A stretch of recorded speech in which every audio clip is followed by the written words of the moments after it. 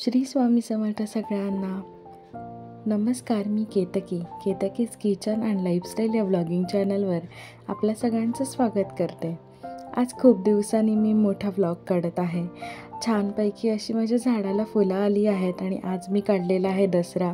अर्धी कामं झालेली आहेत, काही व्हायची आहेत, त्याचा शूट मी घेते आहे. इथे मी माझी मांडणी साफ करत आहे आणि तुम्ही बघू शकता केवढं सामान आहे. एवढीशी जागा असली तरी त्यात सामान मात्र खूप राहतं.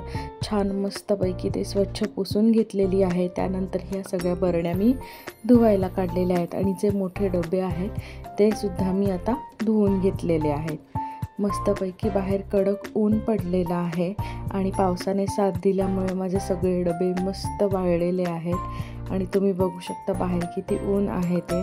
आणि त्याच्यानंतर मी स्वच्छ डबे पुसून घेतले व मस्तपैकी त्याच्या ठिकाणी ते लावून घेतले. आणि तुम्ही बघू शकता मी एक साईजचे डबे घेतले आहेत जेणेकरून मला ते ठेवायला आणि जागेच्या दृष्टीने अत्यंत उपयोगी पडतात. तुम्ही बघू शकता एकावर एक राहिल्यामुळे खूप म्हणजे कमी जागेमध्ये खूप जास्त सामान राहतं आहे. आणि मी फार सामान आणून स्टोअर करत नाही, लागेल तसं घेऊन येते. त्यामुळे मला खूप जास्त प्रमाणात स्टोअर करावं लागत नाही.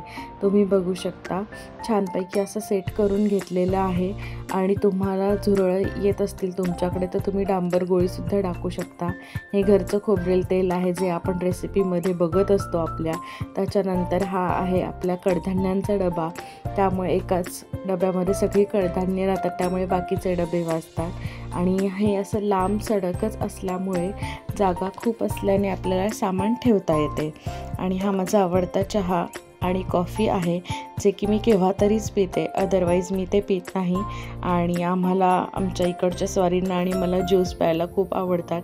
त्यामुळे तुम्हाला इथे हे पाचक आणि लिंबू सरबताचा सुद्धा लिंबू आणि आलं असलेला असा सुद्धा ज्यूस दिसेल जे की फक्त पाण्यामध्ये घालून प्यायचं असतं. आणि ह्या घरच्या शेवया आहेत, तुम्ही बघू शकता. आणि हे बघा इथे पण हे डबे राहिल्यामुळे कमी जागेत जास्त सामान राहिलेलं आहे, तुम्ही बघूच शकता. आणि आता मी पटकन एक छोटीशी रेसिपी पण तुमच्यासोबत शेअर करणार आहे. चला तर मग बघूया. हे लागणारं सगळं साहित्य आहे. आणि आजची विशेष गोष्ट म्हणजे हे घरी केलेलं पनीर आहे. तुम्ही बघू शकता किती मऊ छान लुसलुशीत असं पनीर झालेलं आहे. फक्त आकार व्यवस्थित आला नाही आहे कारण मी गोल अशा भांड्यामध्ये ते ठेवलं होतं आणि त्यामुळे तो आकार असा झालेला आहे. इकडे मसूर डाळ आणि तांदूळ भिजत घातलेली आहे. मस्तपैकी कुकरमध्ये मी तूप, त्याच्यामध्ये जिरं, मोहरी, हिंग घालून अशी फोडणी करून घ्यायची.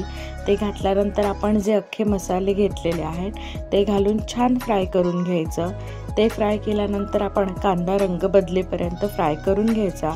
आणि कांदा परतल्यानंतर आपण घालणार आहोत सिमला मिरची. आणि त्याचबरोबर एकीकडे मी पाणी गरम करायला ठेवलं आहे. ते सुद्धा जेवढा भात आहे तेवढंच पाणी मी मोजून घेतलेलं आहे. आणि या सगळ्या ज्या आपण चिरलेल्या भाज्या आहेत त्या मी मस्तपैकी अशा फ्राय करून घेतलेल्या आहेत आणि सगळे मसाले घालून घेतले आहेत.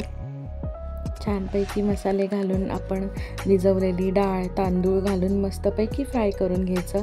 आणि सगळ्यात शेवटी पनीर आणि मीठ आपल्याला घालायचं आहे. हे सगळं एकजीव करून घेतलेलं आहे मी. आणि त्यानंतर पनीर घालते आहे. तुम्हाला हवं तर पनीरचे जे तुकडे आहेत ते थोडेसे तुपात किंवा तेलात फ्राय करून घालू शकता. आणि मीठ घालून मस्त 1 किंवा 2 चिट्टीमध्ये आपली ही मसाला खिचडी तयार आहे. आणि सोबत टोमॅटोचं सार. आणि आज मी जात आहे आपल्या मंदिरामध्ये, ज्याचे शॉर्ट्स व्हिडिओ तुम्ही आपल्या चॅनलवरती बघत असाल. दसऱ्याची म्हणजेच नवरात्राची तयारी कुठपर्यंत आली आहे हे बघण्यासाठी मी गेले होते. छान छान अशा शैलपुत्री नावाच्या जेवढी देवीची नावं आहेत सगळ्या पाट्या तयार झालेल्या आहेत. अभिषेकाची तयारी झालेली आहे. सगळं सामान मंदिरामध्ये आलं आहे आणि मस्तपैकी छान असं व्यवस्थित ठेवलेलं आहे. तुम्ही बघू शकता हे आहे यज्ञकुंड. आणि इथे सुद्धा आता शेणाने सारवून मस्तपैकी घेणार आहे ताई. आणि तुम्ही बघू शकता खूप छान असं डेकोरेशन केलेलं आहे. खूप पवित्र असं वाटत आहे. आणि तुम्ही बघू शकता हे बघा किती छान आहे आणि देवी आईचा फोटोसुद्धा. आणि उद्याचं रूप तुम्हाला मी संध्याकाळच्या शॉर्ट्समध्ये दाखवेनच आणि प्रत्येक दिवशीचा मी तुम्हाला व्हिडिओ दाखवायचा प्रयत्न करेन. तुम्ही बघू शकता केवढी लगबग चालू आहे. आणि इथे आहे आपली देवी आई आणि इथे डेकोरेशनचं काम सुरू झालेलं आहे. चला तर मग भेटूया परत. सबस्क्राईब करायला विसरू नका.